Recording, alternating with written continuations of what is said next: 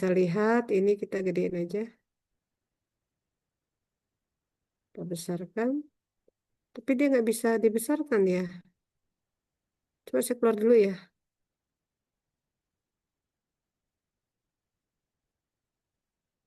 Biasanya klik ini bisa keluar. Ini nggak bisa. Siapa yang tahu bagaimana increase?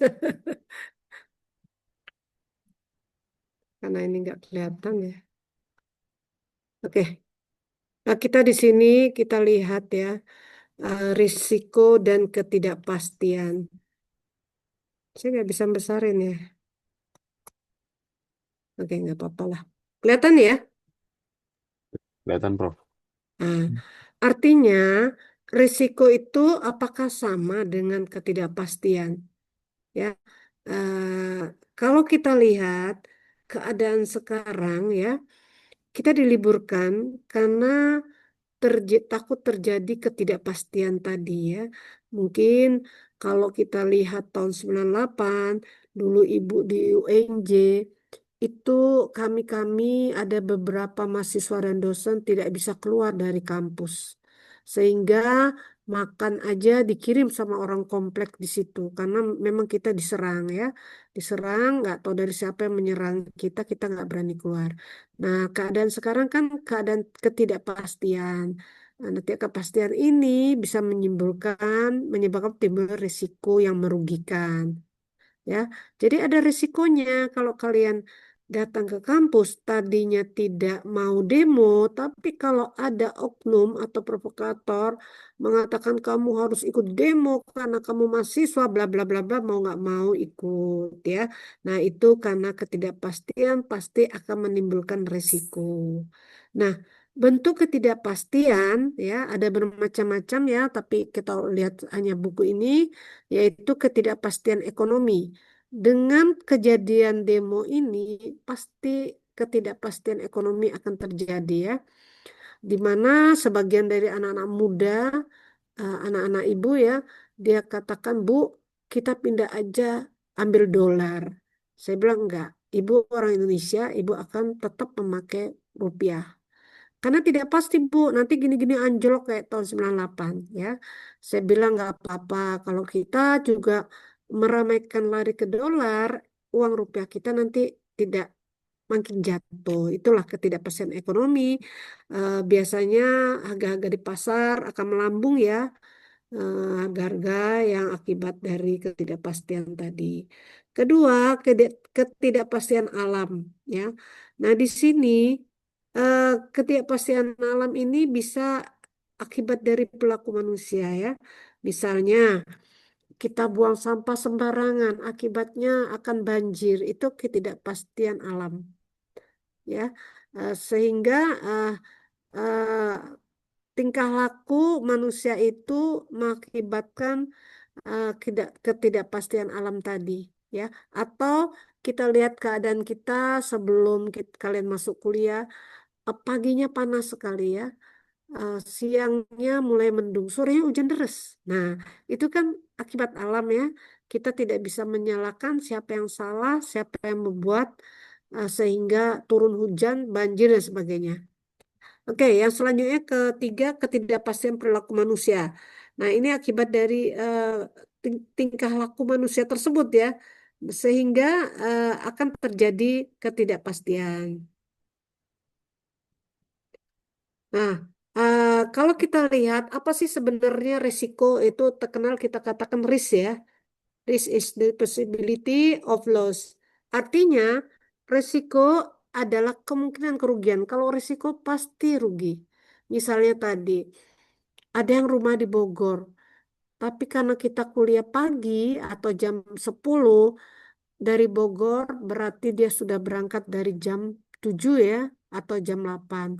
Ternyata di jalan agak macet ya, agak macet.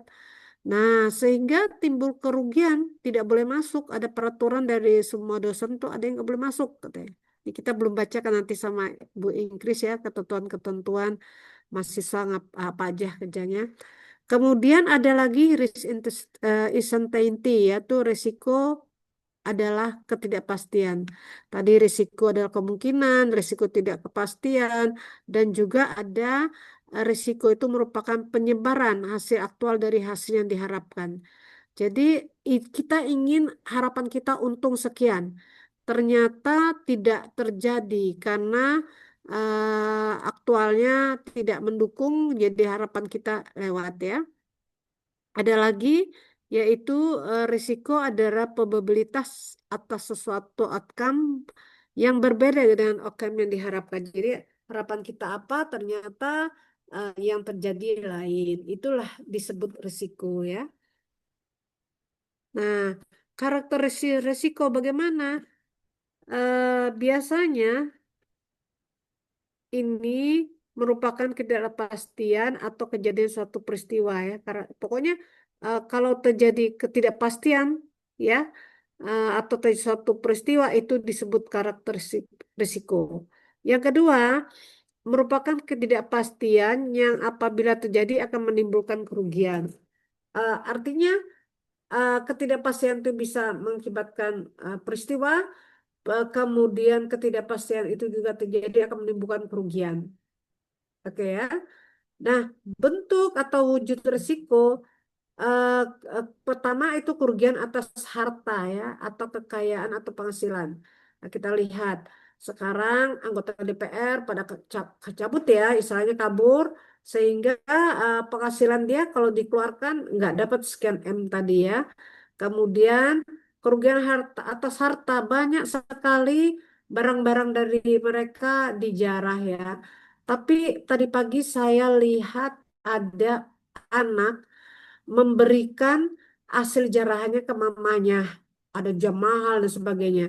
Dikatakan gini, mama ini saya dapat dari jarahan itu. Mamanya nggak nerima, suruh kembalikan. Akhirnya mereka ke masjid membuka apa jaran-jaran itu. Memang itu bukan hak kita ya, bukan hak kita sehingga orang tuanya mengajarkan bukan hak kita kembalikan. Nah itu artinya kekayaan atau penghasilan itu akan diambil sama orang lain kalau timbul kecemburuan ya. Kita ini kecemburuan masyarakat terhadap pejabat-pejabat ya. Kemudian penderitaan bagi individu otomatis ya.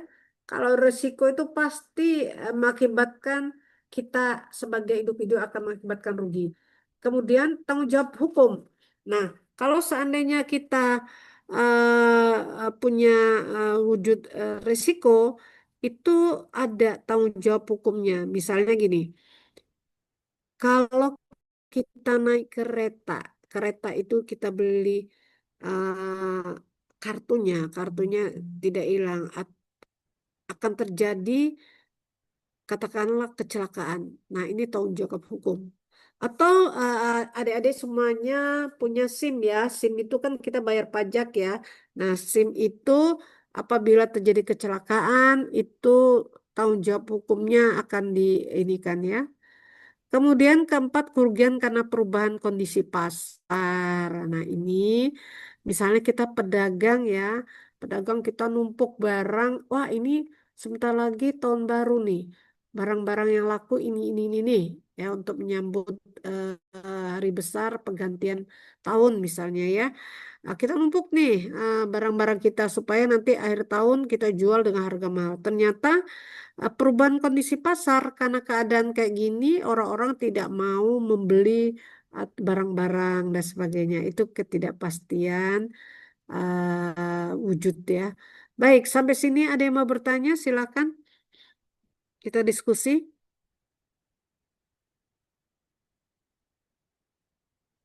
Ada? Oke, kita lanjut dulu ya sampai ini. Kalau nggak ada yang bertanya, kita lanjut.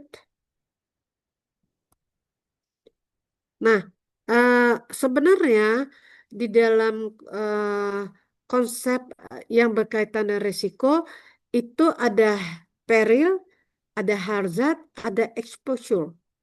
Ini empat ini, tiga ini selalu ada. Ada peril, ada hazard, ada exposure. Nah, peril itu adalah suatu peristiwa yang dapat menimbulkan terjadi suatu kerugian. Peril ya. Kemudian kalau harzat itu keadaan dan kondisi yang dapat memperbesar kemungkinan terjadi suatu peril. Jadi misalnya kita lihat pada saat orang demo ya, itu pasti akan menimbulkan terjadi suatu kerugian. Tapi kalau ada provokator sehingga kondisinya dapat melebar sehingga terjadilah peril yang sangat besar. Misalnya kemarin demo ada di Bandung, ada di Makassar, ya ada di Jogja, ada di mana. Itu melebar karena hardzat tadi. Keadaan dan kondisi yang dapat memperbesar kemungkinan terjadinya suatu peril. Atau kalau kita dagang itu ya, keadaannya misalnya saya menjual gorengan ya. Mohon maaf ini sangat sederhana ya. Kalau adik-adik ini nanti usahakan usaha yang benar-benar istilahnya apa tuh yang pakai online ya, istilahnya gitu. Nah, saya menjual gorengan. Tapi di samping saya ada yang bisa menimbulkan kebakaran, misalnya tabung gasnya ya. Nah, ini akibatnya memperbesar tadinya cuman peletik-peletik gorengannya tadi, tapi karena kena gas sehingga kerugiannya akan membesar. Nah, kalau exposure itu keadaan atau objek yang mengandung kemungkinan terkena peril. Jadi sehingga terjadi objek dari penanggulangan risiko. Nah, exposure ya. Jadi ada tiga istilah atau konsep yang berkaitan dengan risiko. Nanti adik-adik baca peril itu apa, hazard itu apa, kasih contohnya ya. Baik, kita masuk tentang 4 jenis hazard ya.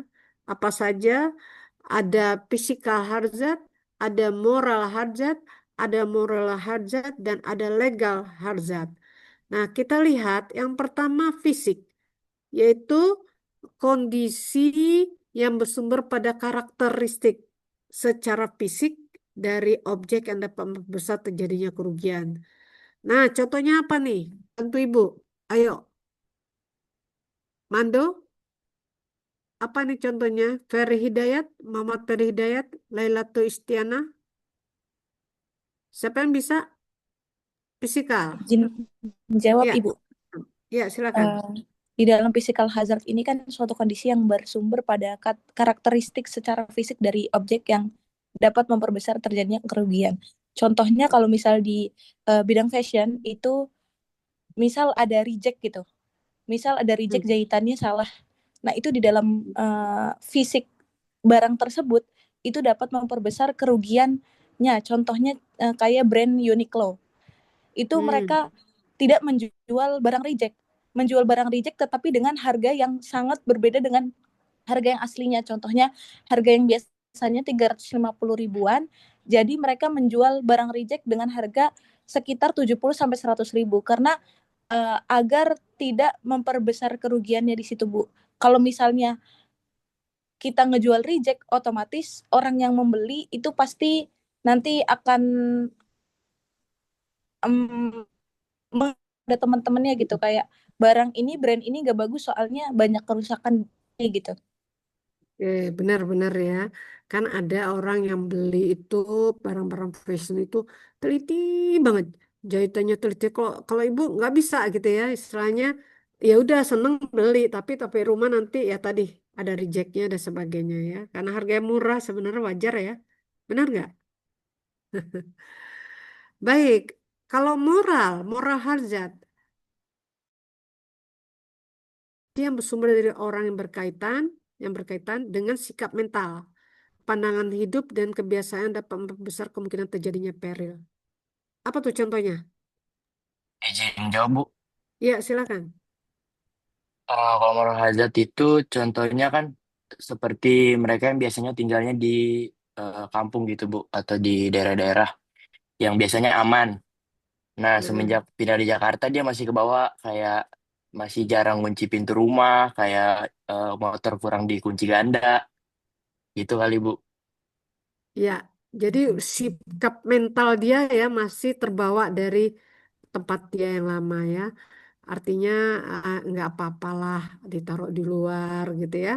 Ternyata akibatnya ada yang ambil, ada yang mencintai barang kita ya. Oke, ada itu moral hazard, ada moral. Siapa yang bisa jelasin moral? Izin menjawab, Prof. Silakan, silakan. Untuk moral Sebutkan hazard, namanya. izin jawab. Nama saya De Permatasari. Ah, Yang mungkin contoh moral hazard itu, jadi kan suatu kondisi dari orang yang merasa sudah memperoleh jaminan dan menimbulkan kecerobohan sehingga memungkinkan tumbuhnya peril. Jadi mungkin orang itu udah mendaftarkan mobilnya itu untuk asuransi mobil. Nah, karena udah merasa oke nih kalau mobilnya kenapa-napa ada asuransi, jadi dia bisa bawa mobilnya secara ugal-ugalan gitu. oke, benar-benar ya, sangat benar itu ya. Dia dia pokoknya dia udah ya aman lah katanya. Mau diapakan mobil saya dipaling orang juga akan diganti sehingga moralnya itu tidak ini ya, istilahnya tidak menjaga-jaga ya. Baik, yang keempat, legal hazard. Suatu kondisi pengabaian atas peraturan atau perundang-undang yang bertujuan melindungi masyarakat sehingga memperbesar terjadi peril. Ayo, apa legal? Izin jawab, Prof. Ya, siapa namanya? Oke, sebelumnya perkenalkan nama saya Yenia Stiferwati, Prof. Legal hazard, atau kita bisa lihat aja kondisi saat ini. Sifat anarkis, yang dimana itu seperti perusahaan fasilitas umum, itu adalah contoh legal hazard, karena melanggar pasal 170 KUHP dan mengancam ketertiban sekitar kita, Ya, Prof. ya. Sehingga pengabaian ya, peraturan-peraturan otomatis membakar fasilitas umum itu tidak bisa ya. Tapi tidak boleh, bukan tidak bisa, bisa aja ya. Tapi kenyataannya satu orang yang bakar, ada fotonya ya, satu orang yang bakar. Nah, ini legal hazard untuk tidak melindungi masyarakat ya, sehingga bisa terjadinya peristiwa. Atau yang lain itu eh, bisa aja pokoknya dia tidak tidak apa kondisi mengabaikan ya peraturan atau perundang-undangan masa bodoh pokoknya saya mau ngebut gitu ya totonya jalan tikungannya nah ternyata akan akan terbalik lah motornya ini nah itu ya. Artinya gini tadi saya dapat lagi video yang si Afan meninggal itu ya itu didorong oleh orang yang pakai baju putih, celana juga putih. Dibahas di situ, untuk apa orang demo pakai putih-putih? Jadi Afan itu menyeberang kesiram katanya dengan air mata, dia udah oleng mau lari ke sana, tapi ada yang mendorong dia sehingga tergilis, auzubillah min dzalik ya, oleh penggiling itu. Dan orang itu langsung kabur. Nah, inilah kalau mohon maaf biasa anak muda sering sekali ikut-ikut kegiatan yang seperti demo itu suatu kebanggaan ya. Tapi kita lihat boleh kita demo tapi jangan sampai merugikan ya. Ada legal hajatnya, moral hajat dan sebagainya sehingga orang tua kita juga ketar-ketir ya. Boleh ikut. Saya waktu mahasiswa di UNJ juga tempo hari begitu ikut tapi ya ikut bergembira saja, tidak sampai eh, kejadian-kejadian yang membebankan orang tua ya. Itu. Ya, terima kasih teman-teman sudah membantu ya. Nah, ini kalau kita lihat risiko itu ada macam-macam. Ini kalau dibesarkan bagus nih. Ada resiko murni, ada risiko spekulatif, ada risiko fundamental, ada risiko khusus, ada risiko dinamis ya. Kalau kita lihat ini risiko tidak disengaja itu risiko yang bila terjadi menimbulkan kerugian dan terjadinya tanpa disengaja. Contoh risiko kebakaran, pencurian, bencana alam itu tidak disengaja ya. Tapi kalau kita sengaja istilahnya ya tadi karena dia sudah aman di kampung barang-barangnya tidak ada yang maling, rumahnya terbuka, ah, itu tapi nggak bisa. Itu akibatnya timbul pencurian ya. Nah itu nanti nanti dibantu contoh yang lain ya. Risiko spekulatif yang tadi ya, yang saya katakan dia karena tidak kepastian dia ambillah risiko spekulatifnya, misalnya ini contohnya kok bisa sama ya salah ini kayaknya. Spekulatif lah istilah kalau dagang kita numpuk barang supaya laku ternyata tidak bisa laku. Atau tadi kita kepingin uang kita tidak kita pakai dolar, nyimpan pakai dolar. Itu spekulatif. Siapa tahu dolar makin turun kita rugi, ya. Risiko fundamental yaitu risiko menyebabkan tidak dapat dilimpahkan pada seseorang dan yang menderita tidak hanya satu atau beberapa orang tetapi hanya banyak orang, ya. Misalnya tadi ada banjir, angin topan dan sebagainya, itu risiko fundamental. Risiko khusus adalah risiko khusus itu bersumber pada peristiwa mandiri dan umumnya lebih mudah diketahui penyebabnya. Risiko kita, ya, misalnya saya pergi eh, manjat manjat-manjat tanam-tanaman saya buang-buang, itu kan resiko khusus diri saya, ya, sehingga saya jatuh. Nah, itu disebabkan apa bisa ketahuan, ya.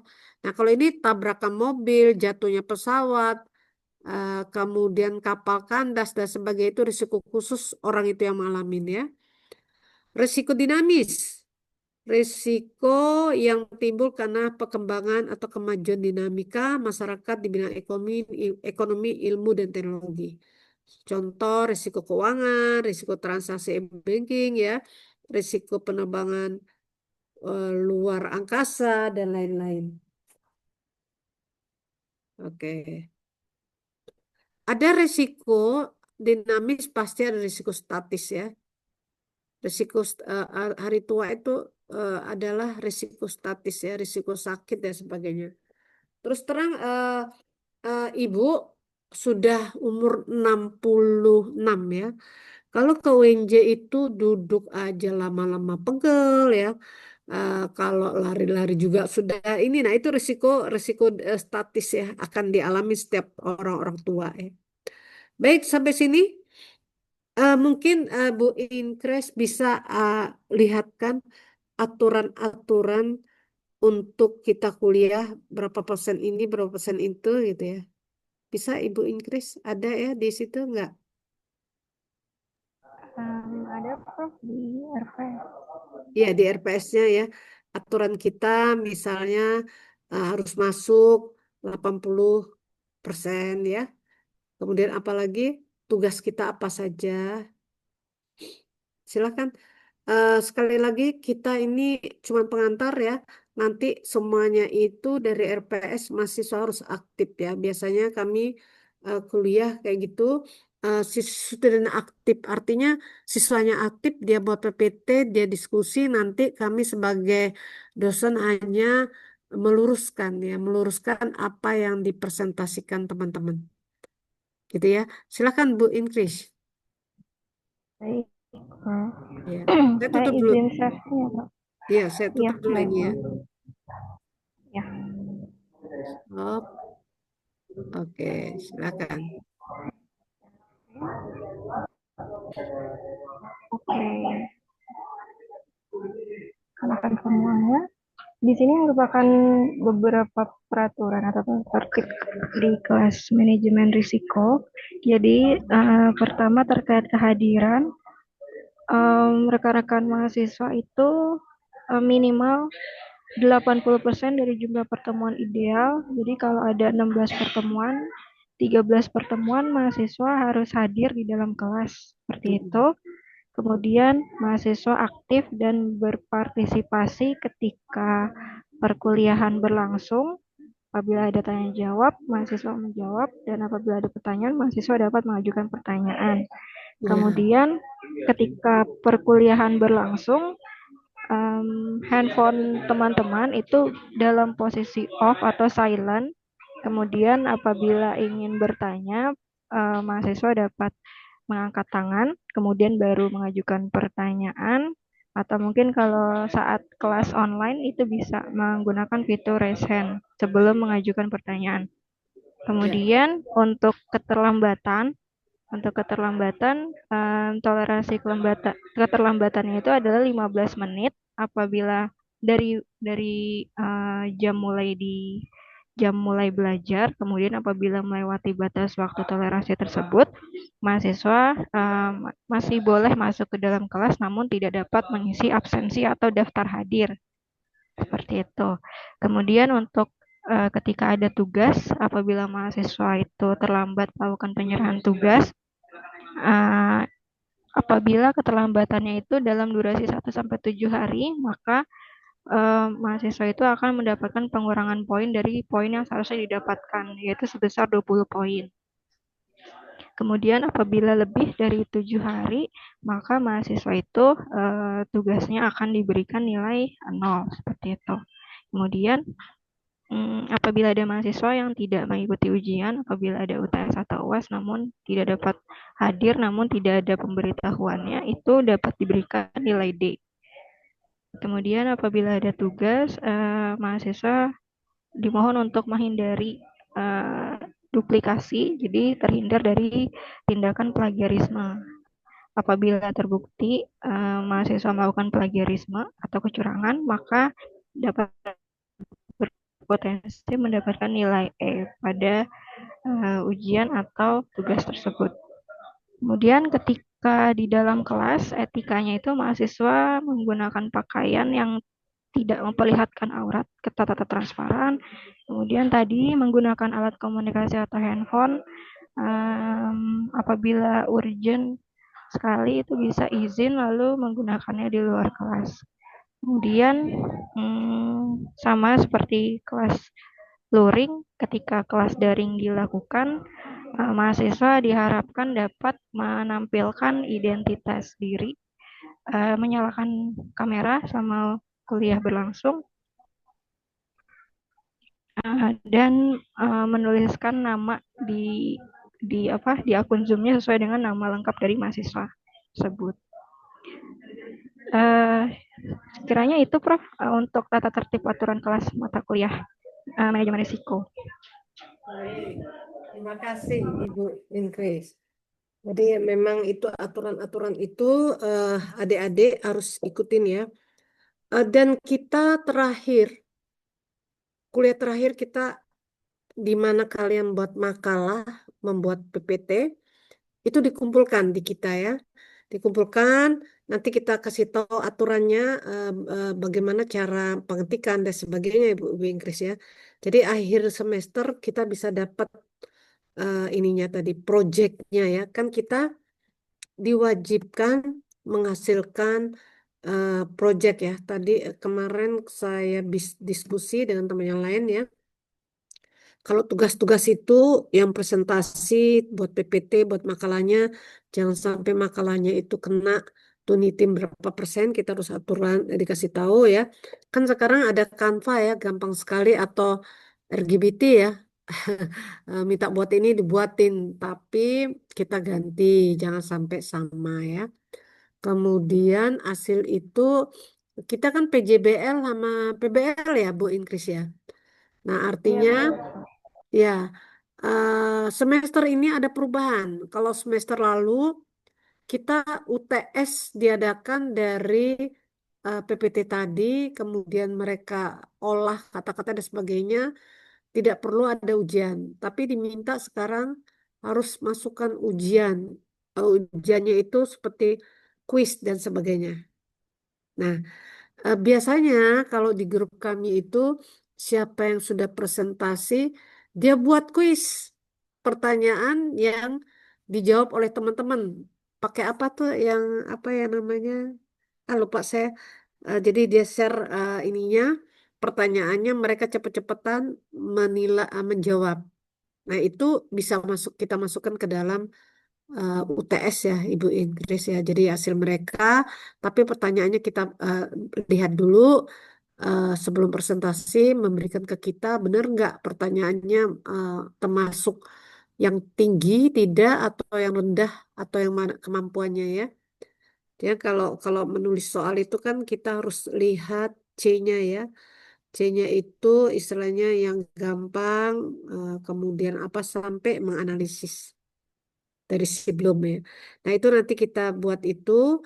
Kemudian kalau project itu biasanya kami nggak 16 kali tatap muka, tetapi mereka itu turun ke lapangan, ke perusahaan-perusahaan yang dia cari untuk membuat proyek itu apa yang dipelajarin. Misalnya risiko-risikonya tadi apa aja, di sana gimana, penerapannya gimana ya. Nanti banyak sub-sebabnya yang bisa kalian pahamin sehingga bisa turun ke lapangan berdasarkan itu. Itu ya, paham ya yang lain? Kalau nggak paham boleh ditanya, silakan. PJ-nya siapa ini? Jihan ya, Ya, bukan? saya Bu. Saya Prof. Paham ya Jihan ya, teman-temannya kalau ada yang mau tanya, kita bentuk grup WA ya. Jadi nanti kita bisa bertanya di situ. Mungkin kalau saya lupa menjawab, Ibu Inkris bisa ya, karena memang tadi saya katakan memang mata kuliah terlalu banyak sehingga biasanya saya bacanya malam-malam. Bukan malam-malam, menjelang subuh ya. Pada saat tahajud itu saya baca, oh ini pertanyaan mereka ini. Gitu ya. Mohon maaf ya kalau misalnya jawabannya terlalu lama gitu. Tapi kita ada didampingin oleh Ibu Inggris ya. Baik, mungkin kita akhirin aja ya untuk pertama kali ini. Kalian bagi grup, nanti di-share RPS-nya, dibagilah grupnya. Ya, semuanya 40, 39 atau 40 ya? Oh, 40 ya, 40 kalau nggak salah ini. Oke, kalau 40 kita lihat pertemuan kita berapa kali dibagi kelompoknya nanti. Baik, mungkin ada tambahan dari Ibu Inkris? Dari saya cukup. Prof. Oke, oke, Bu Inkris, terima kasih. Baik ya, kita akhiri pertemuan kita, boleh? Atau masih lanjut? Teman-teman, gimana nih? Mau lanjut apa Pak? Tadi Ibu Inkris mengatakan kalau selama kuliah jangan videonya dimatikan ya. Ada dosen yang galak banget ya, adalah dosen di itu. Dia nggak akan mau ngajar kalau mahasiswanya tidak menghidupkan videonya. Katanya apalagi jam-jam sekian ya Bu Inkris, jam ngantuk kan? Nah, kita nanti ceramah, mereka tidur. Atau teman-temannya ceramah, yang lain tidur. Baik ya, gimana? Jihad? Diakhiri ya jihadnya? Ya, boleh Prof. Ah, kira-kira nanti harinya ya, tolong ya. Gimana? Soalnya ibu gini, kalau ibu karena rumah jauh, tadi kita nanti bagi sama Ibu Inkris ya. Artinya satu kelas supaya Ibu Inggris, satu saya, tapi tetap dalam satu grup itu saya ada, di grup saya juga Ibu Inggris ada. Nah, artinya gini, kalau seandainya saya online sama kalian jam 10, sedangkan Ibu nanti ada kuliah lagi jam 11 ya kalau nggak salah, hampir jam 12 saya, itu nggak keburu perjalanan saya. Artinya saya harus tetap pagi-pagi ke kampus. Tapi capek banget, nanti berakhirnya jam 20.50. Nah, nanti kalau bisa, kalau Ibu Inggris bisa megang, Alhamdulillah. Kalau bisa, kalau tidak, kita sesuaikan jadwal kita ya. Cari waktu. Nanti Ibu kirim jadwal Ibu yang kosong-kosong. Oke, Cihan? Paham? Yang lain? Paham, Prof. Prof. Kalau ganti hari Paham. kan harus sesuai. Ibu Jihannya bisa, saya bisa, kalian juga bisa. Ya, mudah-mudahan dah bisa. Baik, terima kasih. Kita akhirin dengan mengucapkan Alhamdulillahirrahmanirrahim. Kita akhiri pertemuan kita. Semoga kita selalu sehat, Indonesia aman, kita bisa tatap muka minggu depan. Enggak ya, kita nggak bisa tatap muka ya. Tapi sekali-sekali boleh lah kalau ada ruangan kosong ya.